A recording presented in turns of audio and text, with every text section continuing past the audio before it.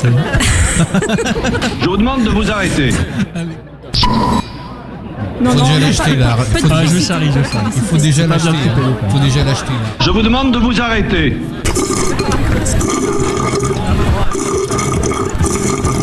On va rouler dessus parce que bon, c'est pas évident. Hein. Je vous demande de vous arrêter avec Martin, Laurent, Michael, Thomas, Alain. je vous demande de vous arrêter ce lundi 27 août 2018. Il est 18h03 sur West Track Radio. L'équipe est au complet, je suis de retour, je n'étais pas là il y a 15 jours, mais voilà, je suis là aujourd'hui. Ah, Ravi de vous retrouver les amis. Ah, Bonsoir. bah nous aussi. Hein. Allez, bonne soirée à tous. Moi, je m'en vais. J'ai pas... Et également ravi de retrouver Julien à la réalisation. Ouais, bravo. Voilà. Ah, ouais. Alors, on parlera de quelque chose sur Julien, mais il veut pas en parler. Ah, il veut pas, bon. Donc Je ce sais soir pas. c'est Julien qui nous réalise. nous met en onde et non pas le stagiaire. Benji. Ouais. Donc merci à Julien de ce travail. Tout à fait. comment Quel allez-vous beau gosse ce Julien. Ouais. quand même. Alors maintenant, Julien, il est barbu. Il est barbu. Ouais. Et je sais pas ce que ça veut dire. Ça lui va mais pas bon. mal. Ouais, mais ouais, bon, ouais, ça lui va pas mal. Ça lui va bien. Ouais. Voilà. Il est au poil. C'est génial. Voilà, là c'est excellent. Oh, Laurent est en démarre. forme. Écoutez, Laurent est en forme. En hein. forme de quoi? Je ne sais pas. Oui, mais- non, ça. forme de poire. On le dira pas. On le dira pas. Je me demande si, comme on est 6 quand même dans le studio, il y en Ouais. a 3 qui ont la barbe, je me demande si vous avez pas fait un pacte entre vous, quelque chose comme ça, non? Non, Je mais c'est sais- vous qui êtes pas normal. Non. C'est vrai. Normaux, pardon. Bon, allez. À la Wagba. Bah, moi je crois que vous avez fait un pacte parce que c'est de ça dont on va parler, la loi pacte. Ah, oui. oh là là, Oh, oh, quel oh, enchaînement. oui. Oh, Moi, quel j'ai dit enchaînement. chapeau. Ah, bravo, Martin. Alors Chapeau là. aurait être mieux, mais Ça chapeau. pourrait être mieux, mais ouais. chapeau quand même. Ouais, ouais. Ouais, quand même. Eh oui, parce que Quand là, même. Martin incarne le talent. On le sent. Ouais, On le sent en lui. Hein. Oui, de 2 cm alors, hein, le talon. La taille n'a ouais, aucune ouais. incidence. C'est pas gros. C'est Mais les femmes qui doivent être contentes. Oui, Je peux pas être partout. Hein. exactement. C'est Mickaël qui vient de le dire, mesdames, si vous écoutez. Mais j'avoue, ton lancement est judicieux. Eh ben tant mieux, parce que il va falloir qu'on l'aborde aussi ce Oui. sujet quand même. Parce Non, que... moi j'ai pas non, envie. on Non, est j'ai à la pas envie, on est cool. cool. On est en vacances. Je vais vous raconter mon week-end. Vas-y, vas-y. J'ai redécouvert la pétanque ce week-end. Je crois que ça va intéresser tout le monde. Ah oui, alors là, Ah, oui. voilà. C'est extraordinaire. C'est pour les boules que tu dis ça? C'est passionnant. Ah mais c'est très bien, oui. Voilà. Bon, on peut faire un sujet là-dessus, cela Sur dit. les boules? On improvise un sujet sur les pétanques et... Ah oui, Il y a les légumes d'autrefois. et Ouais, mais le sport pas ce d'autrefois. soir. Pas ce soir alors. Ah non, pas ce soir. Alors bon bah pas ce soir. Alors on va parler donc de cette loi Pacte et en particulier d'un élément précis. Là c'est sur le site lacroix.com qui nous parle donc Mon Dieu. de la loi Pacte qui veut réformer en profondeur l'économie. Le gouvernement a choisi de faire passer en priorité au Parlement la loi pour la croissance et la transformation des entreprises. Le texte prévoit plus de 70 mesures pour accélérer la croissance des entreprises et l'examen en commission de ce plan d'action eh bien, est prévu le 5 septembre prochain avec une audition de Bruno Le Maire, le ministre de l'économie. C'est en préparation depuis octobre 2017 et plusieurs fois reportée. Cette loi Pacte n'a cessé de s'étoffer. C'est un texte aujourd'hui tentaculaire, nous dit l'article, l'article, effectivement, 73 articles. Et il y en a un en particulier, et c'est ce qui va être le sujet principal que nous allons aborder. Raconte. Ben voilà, j'y viens. C'est tout simplement la peut-être généralisation de l'ouverture les dimanches des commerces. Je vois que ça te hérisse le poil. Ah alors. oui, alors là, oui. Alors dis-nous, Ouais, ouais. pourquoi ce cri Non, mais de bête? c'est cri de castor. on aura tout connu avec ce gouvernement. Alors, faut préciser qu'en fait, ce sont quelques députés La République en marche de quoi, on sait pas, qui ont publié. Donc, je crois que c'est sur le journal du dimanche. Hein, C'est ça, journal du dimanche. Ouais, c'est ça qui est le journal, qui est le porte-voix du gouvernement maintenant. Le 19 août, exactement. Oui, qui ont parlé de proposer l'ouverture généralisée le dimanche. Et là, moi, je fais des bons pour avoir bossé dans le commerce. Je sais ce que ça peut être pour la vie personnelle, une ouverture le dimanche. Le commerce c'est déjà pas un truc marrant, c'est quand même fatigant. Enfin, c'est bon, il y a déjà des ouvertures qui sont pas évidentes. Quand on arrive au samedi soir, parce que bien sûr on travaille le samedi dans le commerce, on se dit ouais chouette, le dimanche je vais pouvoir souffler. Et là, alors qu'on vienne pas me dire que ça va être sous la houlette du volontariat, parce que le volontariat volontariat dans une entreprise privée, ça n'existe pas.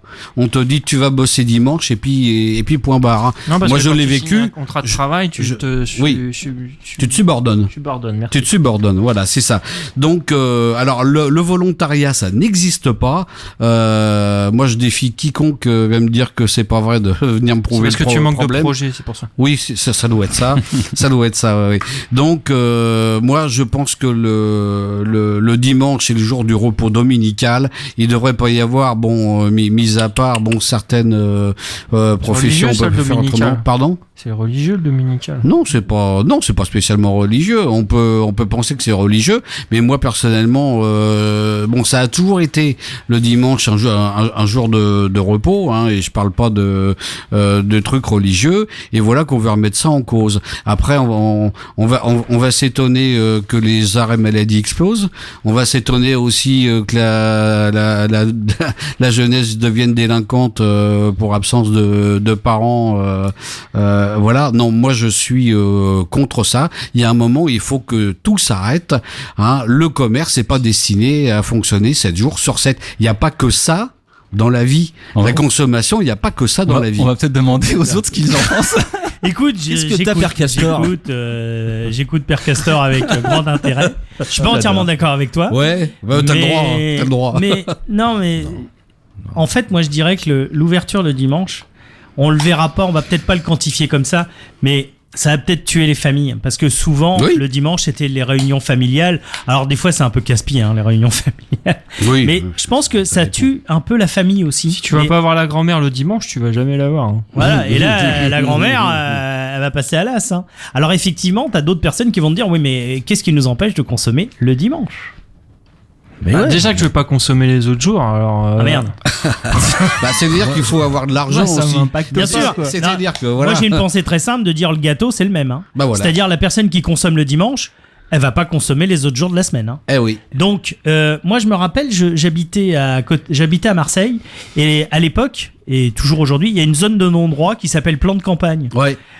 Qui est une grande zone d'activité où effectivement ils sont ouverts le dimanche. Par contre ils sont fermés le lundi. Et ils n'ouvrent qu'à partir du mardi après-midi. Ouais. Donc, moi, je dis, au bout d'un moment, les gens qui travaillent le dimanche, ils vont être obligés de récupérer dans la semaine. Bah, bien sûr. Il y a des enseignes, là où je suis pas d'accord avec toi, il y a une enseigne sur Le Havre qui actuellement ouvre le dimanche matin. C'est sur le volontariat et il n'impose personne. Je te le dis. Par contre, on pourrait parler de salaire. On n'est pas sur des trucs très glorifiants en termes de salaire. Donc, dans ces périodes-là, excuse-moi, vas-y. Michael, ils font travailler les étudiants. Donc si ça peut faire bosser un peu les étudiants, c'est pas plus mal, mais ils n'ont pas obligé de faire travailler les salariés. Après, c'est à leur libre choix. Maintenant, j'ai eu des ouïrs que effectivement les gens avaient travaillé le dimanche et quand ils voyaient leur paye à la fin du mois, c'était pas gégène. Mais les étudiants, s'ils travaillent pas le week-end, s'ils se reposent pas le week-end, s'ils travaillent leurs cours pendant la semaine, à quel moment ils travaillent ou alors à quel moment ils se reposent, à quel moment ils avancent dans leur vie, à quel moment ils font des projets. Et à quel moment ils loupent leurs examens parce qu'on en a parlé hein, du travail du dimanche chez les étudiants, mais quid derrière de la réussite aux examens? J'ai l'impression qu'on pense à la place des autres. Je trouve que dire travailler le dimanche, c'est tuer les familles ou c'est chacun peut faire preuve de son libre arbitre. On a le droit d'acheter, de travailler le dimanche. Par contre, si effectivement tu ne gagnes pas plus le dimanche, il peut y avoir effectivement une couille dans le pâté, quoi. Bah c'est souvent le cas. Hein. Ouais. Alors le JDD, c'est pas là que c'est le meilleur. Hein. J'ai des images qui me viennent. Le journal Le Monde nous rappelle à travers l'article du JDD, donc qui est sorti le 19 août, que voilà, il y a eu des députés de la République En Marche qui sont intervenus sur le sujet, notamment Buyon-Tannes et Benoît Potry. Buyon-Tannes est à Paris, Benoît Potry au Pas-de-Calais, pardon. Et voilà ce qu'ils disent. Ils disent: n'attendons plus, la loi Pacte serait l'opportunité à saisir pour donner plus de liberté au commerce, d'ouvrir ou non le dimanche, et ainsi redynamiser nos cœurs de ville. Alors justement, Benoît Potry, on en parlait Alain. Il a une interview le 22 août dernier sur Grand Lille TV. On va écouter ce qu'il en dit. Donc c'est lui, il est député LREM 8e circonscription du Pas-de-Calais. Les derniers chiffres du commerce physique ne sont pas très bons. La fréquentation dans les magasins a baissé de 3% sur les 5 premiers mois de l'année, alors qu'en même temps, le commerce sur Internet a progressé de 10%. Donc je pense que depuis de nombreuses années, le chiffre d'affaires des commerces baisse et qu'il faut réagir. Alors il y a différentes pistes et l'ouverture du dimanche peut être une piste pour faciliter et faire rebondir le chiffre d'affaires des commerçants. C'est une piste sensible aussi. C'est une piste sensible, c'est pour ça qu'on veut rien forcer, on ouvre le débat, c'est juste ouvrir le débat. Le gouvernement a lancé un plan de revitalisation des centres-villes et la question peut se poser aussi de savoir si avec ce plan, l'ouverture du dimanche dans les centres-villes peut être une piste pour justement enrayer le déclin du commerce. Pour l'instant, il n'y a pas de chiffres puisque c'est nouveau d'ouvrir le dimanche dans certains centres-villes. La loi Macron en 2015 a permis la création de zones touristiques, l'ouverture dans des zones touristiques des commerces. Il y a des zones touristiques notamment à Paris où ça fonctionne et puis il y en a d'autres où ça fonctionne moins, par exemple à Dijon où le bilan au bout de 3 ans montre que c'était pas rentable et cette zone va fermer. Donc pourquoi pas faire des essais, voir ce que ça peut donner. Alors moi à titre personnel, je suis pas forcément pour qu'on ouvre tout le temps, partout, tous les dimanches, mais on peut peut-être ouvrir un petit peu plus que les dimanches du maire. On pourrait faire, pourquoi pas, les dimanches des commerçants aussi, avec des activités, des manifestations où ça serait la fête du commerce. Et puis on peut peut-être aussi ouvrir dans les centres-villes qui sont en difficulté et pas forcément tous les dimanches. Alors, des réactions, est-ce que oui, en tout cas, c'est pas la fête de l'emploi, l'ouverture du dimanche. Parce que si on considère Le Havre, qui est une ville où on a autorisé les ouvertures du dimanche, il y a qu'à aller voir dans tous les centres commerciaux, et en particulier celui qui est en centre-ville, si ça a favorisé le commerce. Quand on voit le nombre de bouclards fermés, moi, j'ai tout de suite la réponse. Moi, je me pose la question, c'est pour le parking. On en a déjà parlé, et c'est vrai qu'effectivement, quand tu vas dans une zone d'activité ou une zone commerçante, tu n'as pas à payer le parking. Quand tu vas en centre-ville, excuse-moi, tu payes le parking. Bah oui. Alors les gens, aujourd'hui, on prend l'exemple du Havre, mais il y en a beaucoup d'autres, beaucoup d'autres, ça dépend, parce que si tu prends Deauville, le dimanche, tu payes, le Havre, tu ne payes pas. Est-ce que demain, si tout ouvre le dimanche, est-ce que demain la mairie va, moi je le vois venir comme les yeux au milieu du visage, va pas commencer à faire payer le parking le dimanche? Et moi j'y crois, ça. Si toi tu te questionnes sur le parking, moi je me questionne sur le business des bougies. Parce que je pense qu'on ne peut acheter des bougies que le dimanche. Et si on ferme un commerce le dimanche, je pense que le business des bougies va se péter la gueule. Non, je me trompe ou quoi? Bah écoute, je crois que tu vas acheter une bougie, tu m'éclaires sur le sujet. Un autre jour qu'un dimanche. Tu ne peux acheter des bougies que le dimanche. C'est quoi ce truc? Et ça dépend de ta boutique en plus. Oui. Alors, il y a des boutiques où il y a que des vieilles mémées et c'est ouvert que le mercredi. Moi, il m'inquiète, Mickaël, en ce moment, parce que là, il nous parle des bougies. La dernière fois, c'était TF1. Moi, il m'inquiète. Sachez que pour l'ouverture dominicale dont parlait Alain, les députés LR-EM disent toujours les mêmes. L'ouverture dominicale est avant tout un enjeu sociétal qui correspond à l'aspiration des Français. Et attention, tenez-vous bien, être libre d'acheter, de se divertir, de travailler ou non le dimanche. Mais qu'est-ce qu'ils en savent? Mais qu'est-ce qu'ils en savent, ces mecs-là? Mais faut qu'ils arrêtent un petit peu aussi, Ils en savent rien. On sait de toute façon, on sait bien que LREM, toute la bande, c'est des mecs qui sont à la solde du MEDEF, voilà. C'est des mecs qui n'ont jamais travaillé de leur vie. Oui, en plus. Ou c'est des mecs qui sont interdits de gérer des entreprises. Oui, aussi, oui. Et donc, du coup, il complète en disant: l'attrait des Français pour le e-commerce est également révélateur de notre aspiration à être libre de consommer. De nombreux commerces de proximité subissent de plein fouet cette concurrence 24 heures sur 24 et 7 jours sur 7. Certains, même situés dans les artères les plus commerçantes, ferment et ne contribuent plus au lien social.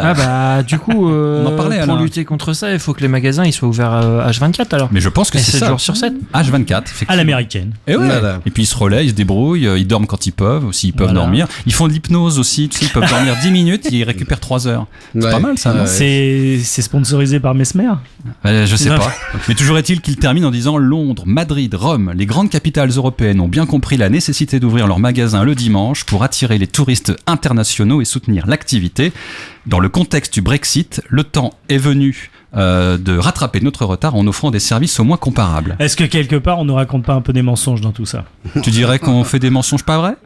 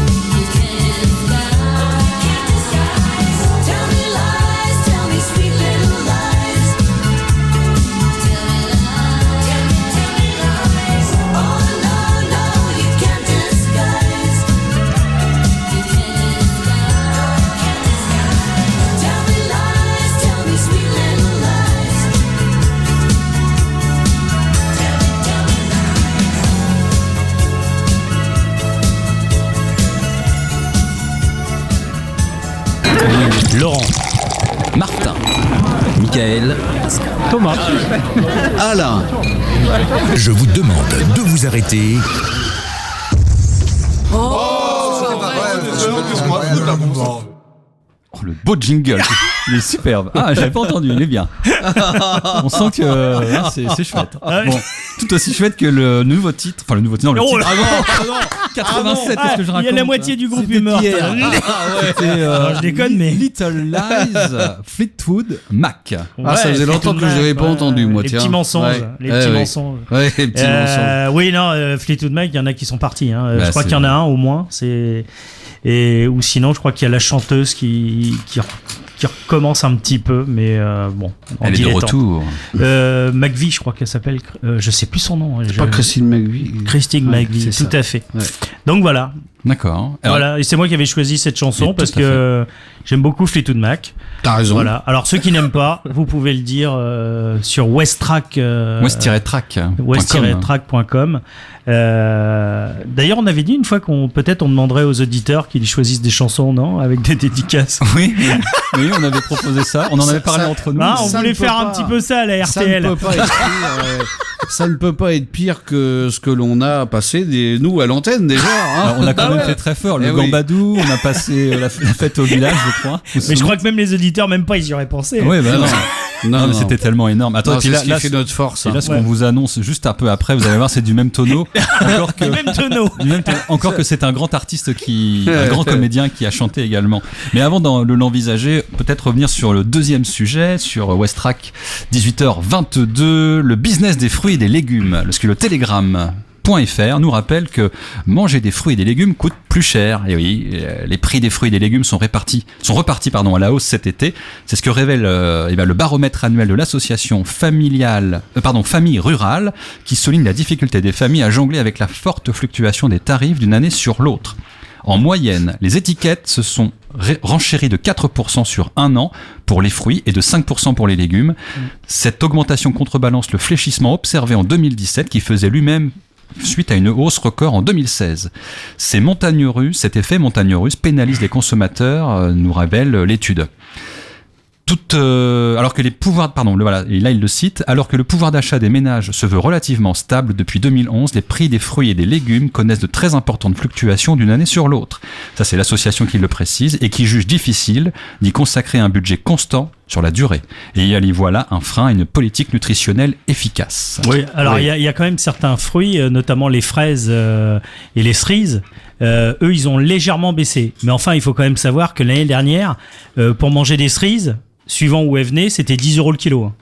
Donc, je sais pas si tout le monde est à même de pouvoir mettre 10 € dans le kilo. Je suis même pas pour sûr les d'en cerises. avoir mangé cette année. Non. Les noyaux, peut-être. Mais voilà, je trouve qu'il y a un Là, il y a un vrai pépin. foutage de. Il y a un pépin. Oh, les bords. Ah, bravo. Alors moi, je pense que après derrière le prix, c'est vrai qu'il y a des trucs qui sont pas donnés, mais je crois qu'il y a la question de la qualité aussi, parce que la qualité, Le goût, ouais. Il paraît que le goût n'est pas là. Oui. Moi, j'ai bien aimé le doux euphémisme dans l'article de relativement stable Oui. à propos des revenus. Les revenus, ouais. Ouais. Oui. Oui. pas. J'ai lu Mais quelque part qu'il y a 7 Français sur 10 sont insatisfaits par le goût des abricots et des fraises. Ouais, quand même assez mais énorme. C'est pas étonnant. Et une bonne proportion parmi ces Français-là préfèrent le goût des fruits espagnols. Ouais, et pourtant, Ouais, quand mais il y on a connaît... alors, Bien sûr. les Espagnols, attention, bon, ils font pas tous... Il y en a de plus en plus qui se mettent à des pratiques agricoles plus raisonnables. Bon, on sait que ça a été pendant très longtemps les rois du glyphosate et autres saloperies de ce genre. Encore aujourd'hui. Oui, encore aujourd'hui. Alors, il y en a certains qui transforment... Mais il est Regarde certain... Laurent, il a trouvé des pastèques blanches. Ouais, il est certain, et ça, C'est c'est le débat qu'on peut avoir sur la permaculture et trucs ça. Tu prends un fruit ou un légume qui est élevé en permaculture avec tout le soin que l'on sait, avec toute la technologie que ça représente, parce qu'on oublie de le dire, et c'est tout à fait autre chose. Moi, je vais chercher des tomates anciennes. Il y a une cueillette, à la sortie du Havre. Je pense que tout le monde la connaît. Oui. Je sais pas si on peut la citer. Non. Voilà. Non, Bon, si, comme je crois ça. que tu peux, je crois que tu peux. Bon, donc De toute façon, je crois que c'est les rares à le faire d'ailleurs. Ouais, après c'est plus loin, c'est sur Gonneville. Hein. Bon, mais donc il y a une cueillette à Octeville et moi je vais chercher des tomates anciennes. Donc je prends la Green Zebra, la tomate ananas, et autres et consorts. Et effectivement, quand tu les manges, ça n'a pas du tout le même goût. Moi, je les tranche. Chez moi, je mets du basilic dessus, un peu d'huile d'olive. C'est une émission de recettes. Mais oui, mais putain, mais ça a du goût, bordel de merde. Jean-Pierre, sors de ce corps. mais ça a du goût. Mais je suis d'accord avec toi. Maintenant, le problème aujourd'hui, c'est que moi, la question que je me pose, parce que c'est l'histoire du bio, hein. Moi aujourd'hui, de manière très simple, je me dis le bio, tout le monde dit que c'est mieux, mais est-ce que c'est vraiment mieux ? Et puis quand tu fais des achats sur du bio, ils expliquaient dans l'étude aussi que si on prend une famille de 4 personnes, grosso modo, fruits et légumes, ça coûte dans les 160 €. Ouais. Par contre, si tu pars sur le bio de la même manière, tu passes à 250, quasiment 100 € de plus. Ouais. Quand on me dit que c'est moins cher sur le bio, moi j'ai du mal à le croire. Bon, maintenant, est-ce que aussi le bio c'est si bien que ça ? C'est peut-être moins cher en impact écologique aussi. Mais c'est de la merde. Je savais pas qu'on l'avait celui-là. Et franchement, je me pose des questions parce que aujourd'hui, les questions que je me pose, elles sont très simples. C'est que quoi qu'on fasse, quoi qu'on dise, au bout d'un moment, on nous explique toujours que finalement c'est pas bon. Il y a très longtemps, on nous disait il faut manger du poisson. Après, on nous a dit non, il faut pas en manger parce qu'il est pas si bon que ça. Après, il y a l'histoire des saumons. Bref, à chaque fois, il y a toujours quelque chose. Maintenant, il y a l'histoire du glyphosate. On n'en entendait pas parler il y a 5 ans en arrière. Après, on nous apprend la semaine dernière qu'il y a un village en France, ça fait 2 ans qu'ils n'ont plus d'eau potable à cause du glyphosate. Donc, il y a des choses maintenant, je me dis, est-ce qu'on mange mieux ou moins bien qu'avant ? Alors moi, j'en reviendrai pour trouver la réponse. Je pense qu'il faut voir ce film qui s'appelle Demain, qui a été réalisé. Je le verrai demain, je l'ai pas vu aujourd'hui. Oui, je sais bien que tu allais me dire ça, mais sur ce film-là, ils expliquent il y a l'agriculture industrielle qui est très peu productive et qui est une agriculture quand même qui est beaucoup aidée avec des produits chimiques. Et puis ils donnent l'exemple de l'abbaye du Bec-et-Loing qui est pas très loin de chez nous, où ils arrivent à dégager d'abord des rendements assez fabuleux, mais en plus de ça, qui permet à l'agriculteur d'avoir des revenus et qui sort des fruits et des légumes sains et qui ont du goût. Voilà, je pense qu'il faut regarder ça de très près, parce que dire bio, c'est pas tellement uniquement une histoire de bio à mon avis, c'est une manière d'appliquer une agriculture qui aujourd'hui cette agriculture de la permaculture qui à mon avis est une des voies les plus intéressantes à suivre aujourd'hui. Alors, par exemple, vous voyez, sur ce que nous dit le Telegram.fr, nous précise que il y a les conditions météorologiques qui, bien évidemment, influent sur les productions et donc sur les prix. Regarde les vendanges en ce moment, 15 jours d'avance. Mais ouais. Non, puis parfois, il y a même des catastrophes. Moi, j'ai déjà mon sapin de Noël. Tout fous le camp. Ce que nous dit Telegram.fr, il nous dit que acheter 1 kilo de fruits revient cette année à 3,91 € en moyenne, contre 3,76 € en 2017. Ah ouais. Et celui de légumes coûte 2,25 € au lieu de 2,14 € un an plus tôt. Et donc du coup, là, on peut prendre aussi l'exemple du bio, tu le disais. Dans le bio, les prix des fruits ont augmenté de 10% par rapport à 2017 pour atteindre leur plus haut niveau depuis 2010, alors que les légumes sont désormais un peu moins chers, il y a une baisse de 1%. Et ces produits restent en moyenne quand même 2 fois plus chers que le conventionnel. Tu m'enlèves pas de l'idée, excuse-moi, j'espère que je te coupe pas, Martin, mais tu m'enlèves pas de l'idée que le fait de dire bio, pour les consommateurs, c'est la porte d'Alibaba, quoi. C'est bon, on peut y aller, on peut payer plus cher, tout va bien. Après, effectivement, moi, le problème du bio, c'est un problème de pouvoir d'achat. Ouais. Tout le monde ne peut pas acheter du bio. Moi, la dernière fois, je me suis retrouvé dans un magasin bio. Bon, ça avait rien à voir avec les fruits et légumes, c'était sur d'autres produits. Je suis sorti avec 4 produits qui se battaient en duel. J'étais à 20 € déjà. Ah oui, c'est certain. C'est sûr, ouais. Et moi, quelque part, ça me pose question. Je me dis que tout le monde ne peut pas aller dans ce type d'enseigne, c'est pas possible. Alors justement, pour compenser ça, il y a quelqu'un qui a une idée extraordinaire qui s'appelle Laurent Fiscal. Et c'est... Il mange pas. Non, c'est Mais tu sais que ça existe, hein. Tu sais que ça existe, les gens qui arrivent à se conditionner à ne pas manger. Ah bah, ils ont un esprit très très très fort pour se. Tout à fait, tout à fait. Comme les femmes, vous allez rire, mais comme les femmes qui sont capables de réguler leur flux menstruel. D'accord. Ça n'a rien à voir avec le bio. Non, mais je veux dire, comme quoi l'esprit le mental peut aller très très loin. Dans ce cas-là, c'est une affaire d'hormones, Laurent. Non, mais ça m'étonne. Ah, si elle mange moins. Non, mais c'est une affaire d'hormones en fait. Les hormones, ça se règle tout seul. Ça n'a rien à voir avec l'esprit. Donc, prends une carotte, Thomas. Ça dépend où tu la mets. Pas vu les documentaires sur les donc sans transition, c'est très compliqué. Là, j'ai pas trouvé, mais je vous parlais de Laurent Fiscal. La transition sur les règles, c'est compliqué. C'est très compliqué de rebondir là-dessus. C'est impossible. Mais il n'y a pas de règles dans cette émission, on le sait. Mais non, il n'y en a pas. C'est mission impossible. Hein. Sur Capital. Très bien, très juste. Oh, très très bon. Sur Capital.fr, Laurent Fiscal, qui est en fait un ex-top manager. Non, oui, il était à Canal+, ce monsieur-là. Et en fait, il s'est lancé dans le business du fruit. Et vous savez ce qu'il a créé?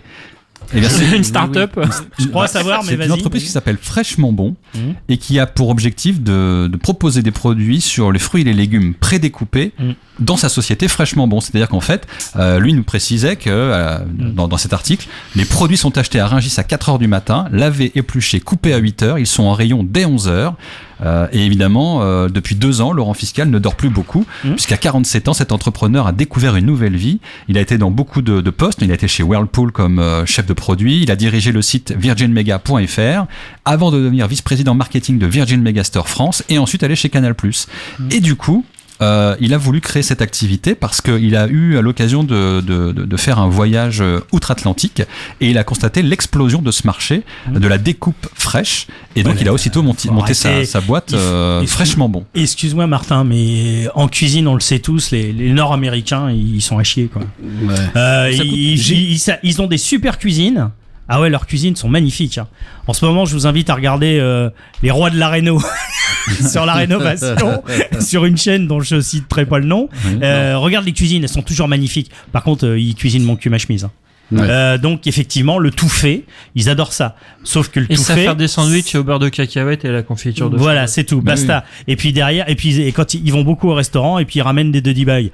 Et le problème, c'est que toutes ces merdes là, nous on les reprend en France. Comme quoi, comme ça vient des États-Unis, c'est forcément bien. Alors attention. Et c'est vachement cher tes produits là que tu dis. Hein. Mais c'est pas, c'est pas les miens. Oui, c'est un peu des couilles. Et puis t'es derrière tout ça, Martin. Voilà, c'est de ta faute. Et oui, t'es pas garanti. Car je suis derrière tout ça, je suis le grand Manitou. Mais t'es pas garanti que les fruits et légumes en question ils sont de bonne qualité. Ils les achètent à Rungis, nous dit-il. Ah oui, justement, c'est pas forcément. Les produits sont tracés comme la viande. Comme la viande. Mais oui. Parce qu'on emmerde les bouchers avec le traçage et les fruits et légumes ils sont tracés. Et les merguez. Voilà ce qu'on peut trouver. On parle pas des merguez. Et les nuggets chez McDonald's. Je vais citer aussi Burger King. Je continue. Quel est le prix ? Non, ça n'a rien à voir. Chez Fraîchement Bon, nous prenons le soin de sélectionner les meilleures variétés de fruits et légumes directement auprès de nos producteurs. Nous tenons à choisir des fruits et légumes haut de gamme afin de vous offrir le meilleur de leurs saveurs. Nous dit. Mais ils se masturbent quand après ? Oh là là, mais je ne sais pas. Parce que franchement, non mais moi je veux bien tout ce qu'on veut, hein.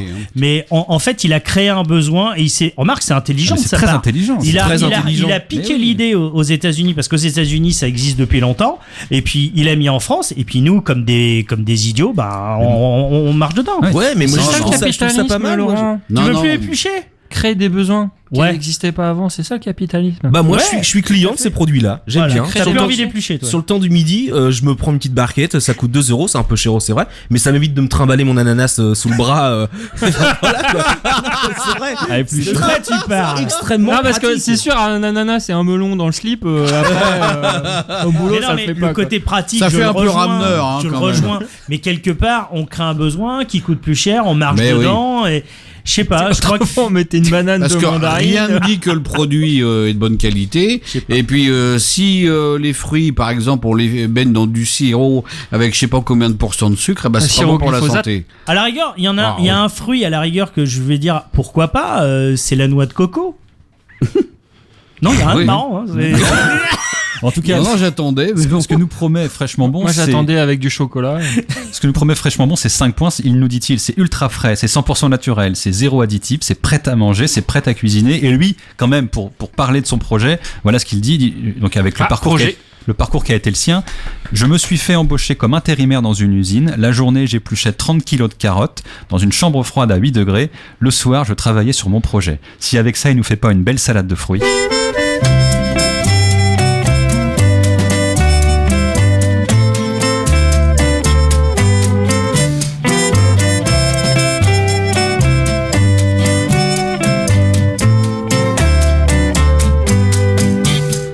Ta mère t'a donné comme prénom salade de fruits. Oh, quel joli nom! Au nom de tes ancêtres havaïens, il faut reconnaître que tu le portes bien. Salade de fruits, jolie, jolie, jolie. Tu plais à mon père, tu plais à ma mère. Salade de fruits, jolie, jolie, jolie. Un jour ou l'autre, il faudra bien qu'on nous marie.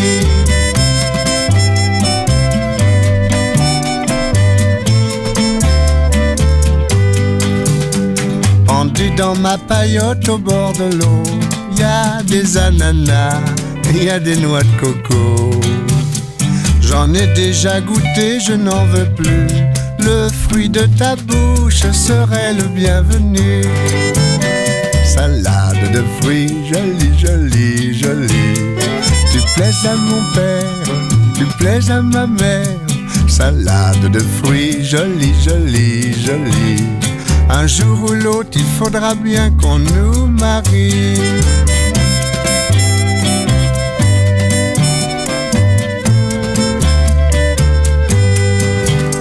Je plongerai tout nu dans l'océan pour te ramener des poissons d'argent avec des coquillages lumineux.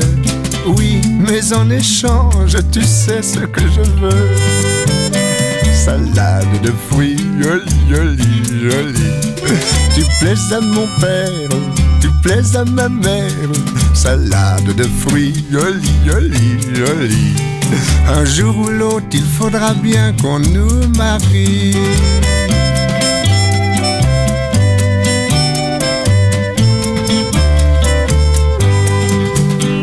On a donné chacun de tout son cœur ce qu'il y avait en nous de meilleur. Au fond de ma paillote au bord de l'eau, ce panier qui bouge, c'est un petit berceau. Salade de fruits, jolie, jolie, jolie. Tu plais à ton père, tu plais à ta mère. Salade de fruits, jolie, jolie, jolie. C'est toi le fruit de nos amours. Bonjour, petit.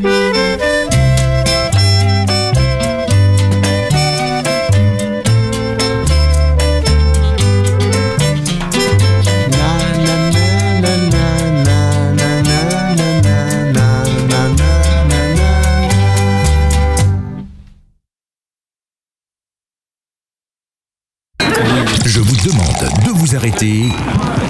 Laurence, Martin, Michael, Thomas. C'est vrai parce que Alain.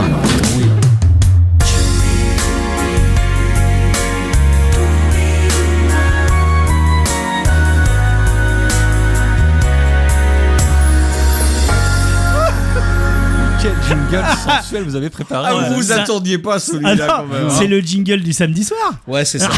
Formidable, C'est ça. il est formidable. Il Et est là, génial. c'était d'autant plus formidable qu'on a écouté Bourvil, André Bourvil, salade de fruits qui n'était jamais passé sur West Track. Et qui ne passera plus jamais. Non, plus jamais. Mais c'est de la merde. Julien a été très compatissant, il a pris sur lui pendant ces... Ouais, combien de temps durait la il a chanson? 3 vraiment minutes pris 18. sur lui, je peux vous le dire. il n'y a Voilà. pas que Julien. Hein. Et Voilà. vous savez, pour Julien, ça a été d'écouter ça, Mission Impossible, complètement. Et d'ailleurs, c'est le sujet de numéro 3, Mission Impossible. Eh oui. Non, mais tu n'as rien envoyé, Julien. Mission Impossible, la série, là là. Mission Ah, Impossible. c'est ça, les d'avoir films. écouté Bourvil, ça l'a complètement Ah ouais, cassé. ça l'a cassé. Oui, parce que Mission Ouais. Impossible, c'est dans l'actualité. Il y a le 6e film qui est sorti, mais on va justement faire une petite rétrospective. Le spécialiste de la série télé est avec nous. Il est parmi nous, c'est Alain. Oui, Et alors. parce qu'en fait, Mission Impossible, c'est c'est vieux, hein. C'est très très vieux. C'est très très C'est vieux. pour ça que t'es spécial. Ça passait, bah voilà, c'est pour ça que je suis spécialiste, parce que effectivement, vu mon grand âge, etc., etc., etc. Bonjour, monsieur Phelps. Voilà. Alors bon, ça a commencé dans les années 60, Mission Impossible. Alors la première fois que j'ai vu ça, c'était sur Télé Monte Carlo, parce que à l'époque, bon, il y avait que 3 chaînes télé, mais c'était 1966. Voilà. Et Ici Londres. Français de l'après-midi. Voilà, je savais bien qu'il me préparait un truc là. Les dépêches de dernière heure. Voilà. Et donc ça passait sur Télé Monte Carlo qu'on ne recevait pas en France, mais qu'on recevait quand même dans le sud. Et j'avais des grands-parents qui habitaient dans le sud. Donc voilà comment j'ai pu regarder mes premières Missions Impossibles.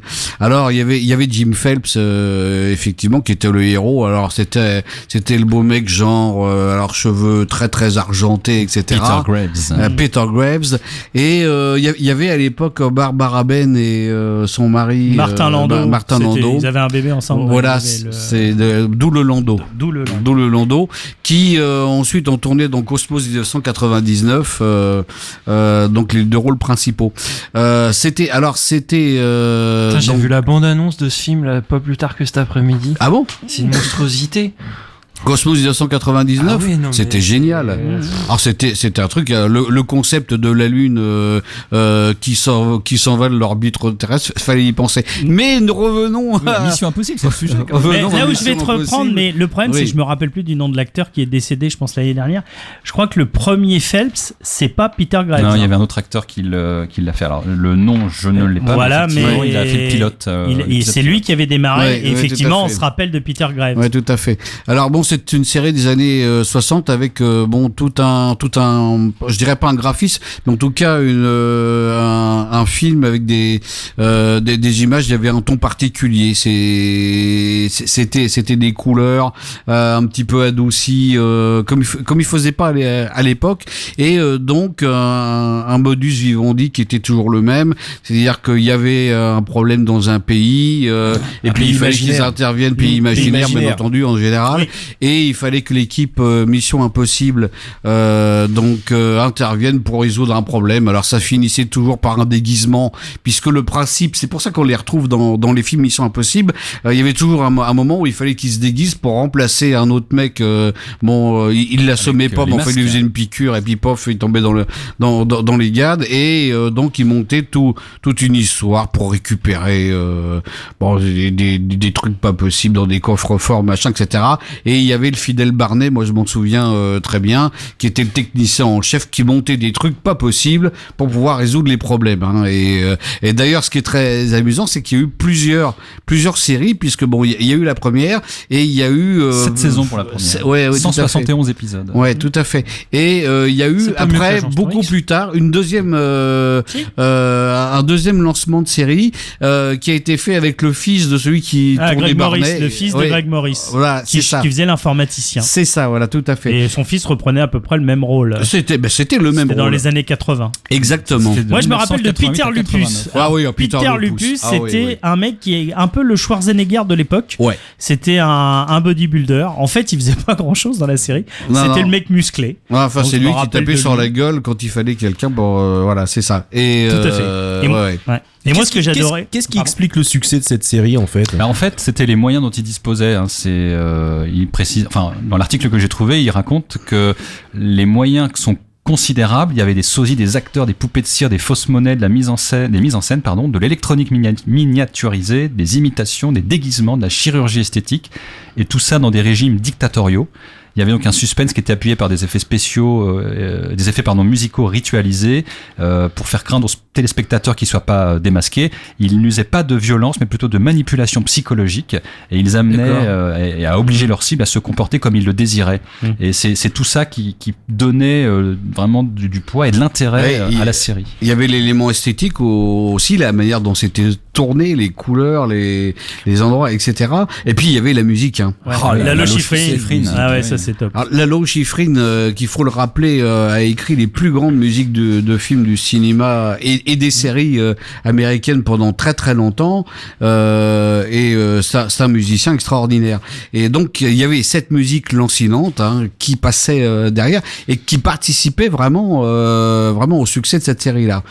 Et effectivement, ça a été passé est repassé et donc pour plus grand plaisir des téléspectateurs hein, qui regardaient. Hein, Moi, j'ai une confidence en fait, c'est que très tardivement j'ai compris que ce n'était pas Mission Impossible, la mission qui était impossible, mais Mission impossible. Ouais.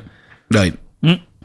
Et c'est le nom de l'équipe en fait où personne ne peut aller, personne ne peut régler le problème. C'est Mission Impossible à qui on fait appel. C'est l'équipe qui s'appelle comme ça. C'est comme ça. Et donc il y a la première série de 66 à 72, donc 7 saisons, 171 épisodes. Et ils sont revenus de 88 à 89 pour 2 saisons avec 35 épisodes. Mais malheureusement le succès n'était pas tellement au rendez-vous. Donc du coup ça s'est arrêté là après 2 saisons. Et puis bien plus tard est venu Tom Cruise. Et oui. Et ce qui s'est passé, c'est que il avait déclaré avoir adoré cette série, qu'il avait redécouvert en passant à la télé. Et du coup, ça lui a inspiré de produire et d'être à la tête de ça avec Paula Wagner. Et du coup, voilà ce qu'on a pu entendre dans le premier Mission Impossible. Tom Cruise, c'est le meilleur acteur du monde. C'était pas ce son-là, c'est un autre. Non, c'est pas ça non plus. C'est pas ça non plus. C'est bonjour. Bonjour, monsieur Phelps. Votre mission, Jim, si toutefois vous l'acceptez, consiste à obtenir des preuves photographiques du vol, à prendre Golitsyn en filature jusqu'à son acheteur et à les appréhender tous les deux. J'ai déjà dépêché une équipe sélectionnée à partir de votre groupe habituel. Sarah Davis est d'ores et déjà infiltrée. Jack Harmon peut pirater n'importe quel système de sécurité. Anna Williams se chargera de la surveillance. Votre épouse Claire assurera le transport. Ethan Hunt sera votre éclaireur comme à l'accoutumée. Il se trouve actuellement à Kiev et vous rencontrera à Prague dans une planque de votre choix. Comme toujours, au cas où vous ou l'un des membres de votre unité Mission Impossible serait capturé ou tué, l'agence n'ira avoir connaissance de vos activités. Cette bande s'autodétruira dans 5 secondes. Bonne chance, Jim. Voilà. C'était John Voight qui faisait Jim Phelps. Et donc le coup de génie ou le mensonge, le truc le plus grave, c'est que Jim Phelps dans ce numéro 1 n'est plus celui qu'il a été dans les séries. Voilà, c'est ça. On va pas trahir quoi que ce soit parce que le film, je pense que beaucoup de gens soit on a l'ont vu. adoré cette façon alors là, de voir les choses, il a été critiqué, détesté. Très critiqué parce qu'il a cassé les codes. Enfin, c'est Brian De Palma de mémoire qui a réalisé le premier. Cruise étant à la production, ils ont cassé les codes quand même. Était devenu le leader. Et Phelps c'était le méchant. Phelps c'était le méchant. Oui, tout à fait. Mais ça aurait pu casser complètement la série, mais le pari finalement a été bon puisque aujourd'hui on est à l'opus 6. Et voilà, c'est un pari qui a fonctionné, mais ça aurait pu être moins une quoi. Est-ce que dans le film avec Tom Cruise, il y a cette sélection d'agents spéciaux? Non. J'ai pas l'impression. Non, là tu vois, dans le 1, oui. Là quand tu écoutes, dans le 1, non, il lui dit qui il va prendre. Oui, il lui dit, alors que dans la série, il avait un espèce de photobook. Oui, c'est ça. Et il choisissait sur les photos, un par un. Alors ce qui était marrant, c'est qu'il en prenait certains, il en jetait d'autres. Et il prenait toujours les mêmes, en fait, quasiment. Et il y avait des gens qu'on connaissait même pas, qui étaient dans Unité Mission Impossible, et il les mettait du côté gauche, c'est-à-dire ceux-là, il les prenait pas. Dans le film, il n'y a pas ça. Ni de mémoire, sur les 6, je crois qu'il y a. Je crois que c'est quand le 1 commence, il dit voilà, les autres membres, vous les choisirez, et il prend des désavoués. Qui est Vingrams, et puis il y a Jean Reno, je sais plus comment s'appelle son personnage, et c'est ces deux désavoués qui sont réunis, mais c'est eux qui les choisissent. C'est Emmanuel Béard qui joue le personnage de Claire qui choisit ces personnes, ces espions-là, quoi. Tout à fait. Alors après, moi j'ai bien aimé celui-là, mais la série elle est pas nickel. J'ai beaucoup de mal avec le 2, pourtant réalisé par John Woo. Je trouve que le 3 était pas mal, mais Michael, toi t'as pas aimé? Impossible. Totalement impossible.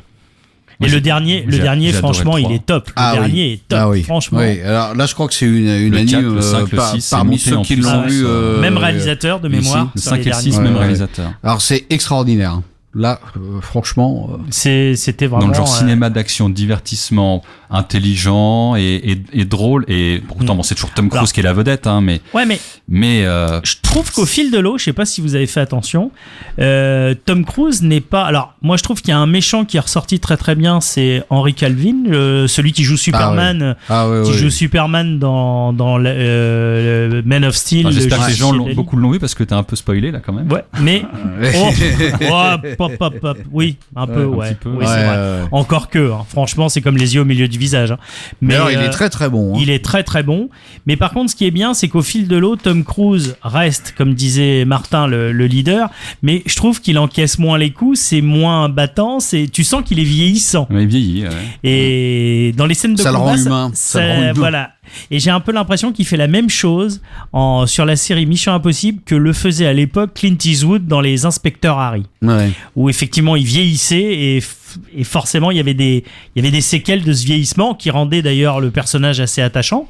Mais je crois que Tom Cruise fait un peu la même chose au fil de l'eau. Alors justement par rapport à Tom Cruise, vous savez peut-être que nous on le voit au cinéma dans les versions françaises et le premier Tom Cruise à Mission Impossible, c'est Patrick Poivet qui en parle. En 2 c'est Yvan Attal et en 3e vous avez Jean-Philippe Puy-Martin. Le 3e, le 4e, 5e et 6e. Puy-Martin qui double aussi Tom Hanks. Et Patrick Poivet, j'ai retrouvé un extrait quand on l'interviewait sur la sortie de Die Hard 5 et lui doublait au départ les Tom Cruise et Bruce Willis et il a choisi Bruce Willis. Et voilà ce que Patrick Poivet dit de Tom Cruise. Tom Cruise, c'est le meilleur acteur du monde, mais il le sait. Il n'a pas beaucoup d'humour et quand il en a, il est calculé. Et puis Tom Cruise est devenu Tom Cruise. Et puis Bruce Willis est devenu Bruce Willis, mais il y en a un qui a un humour naturel, un œil qui rigole, et l'autre c'est de l'humour calculé, mais c'est quand même je suis le meilleur acteur du monde, dit Monsieur Tom Cruise. Regardez bien ce que je fais, c'est quand même ce qu'il y a de mieux, et c'est vrai. Mais il n'y a pas beaucoup de place pour l'humour. Voilà, donc c'est... Ouais, c'est vrai que Tom Cruise c'est très calculé. Quand il fait des émissions de télé, il en fait des caisses. Et il n'y a rien de naturel. Il a pas peut-être que la scientologie lui donne pas le choix aussi. Peut-être aussi. Ah oui, peut-être, oui. Alors pour vous donner un ordre d'idée, écoutez, juste simplement le box-office au niveau États-Unis, Mission Impossible 2 est celui qui a le plus rapporté, 215 millions de dollars. Pardon. Le Mission 4, c'est 209 millions de dollars. Le 5, 195 millions. Le premier, 180 millions à peu près. Et le troisième, 134 millions. Et les chiffres, j'avais le chiffre normalement de Fallout au 19 août. Il était à 501 912 068 dollars. C'est un carton. C'est un carton. C'est une réussite. Hein, mais par contre, il paraît que le réalisateur ne sera pas là sur le prochain. C'est ce que j'ai entendu. S'il en fait un autre, parce que alors Tom Cruise, il y en aura un autre. 56 ans là dans le dernier. Il a démarré, il avait 34. Est-ce que c'est pas un peu Mission Impossible pour lui?